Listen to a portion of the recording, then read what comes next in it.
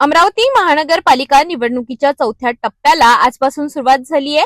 3 जानेवारी रोजी सर्व अपक्ष उमेदवारांना निवडणूक चिन्हाचे वाटप करण्यात आले। या प्रक्रियेमुळे आता अपक्ष उमेदवारांना आपल्या प्रचाराला अधिकृत सुरुवात करता येणार आहे। मनपाच्या 7ही झोन कार्यालयांमध्ये ही चिन्ह वाटप प्रक्रिया शांततेत आणि नियोजित पद्धतीने पार पडत आहे। दरम्यान अमरावतीत नवीन तहसील झोन कार्यालयात विशेष हालचाल पाहायला मिळत आहे। या ठिकाणी प्रभाग क्रमांक 3, 4 आणि 7 मधील अपक्ष उमेदवारांना निवडणुकीचे चिन्ह देण्यात येणार आहे। ही संपूर्ण प्रक्रिया तहसीलदार विजय लोखंडे आणि निवडणूक अधिकारी अनिल भटकर यांच्या उपस्थितीत पार पडत असून निवडणूक आयोगाच्या नियमांचे काटेकोर पालन करण्यात येत आहे। चिन्ह मिळाल्यानंतर आता शहरातील राजकीय वातावरण अधिकच तापणार असून अपक्ष उमेदवार प्रचारात पूर्ण ताकदीनिशी उतरतील असे चित्र दिसत आहे।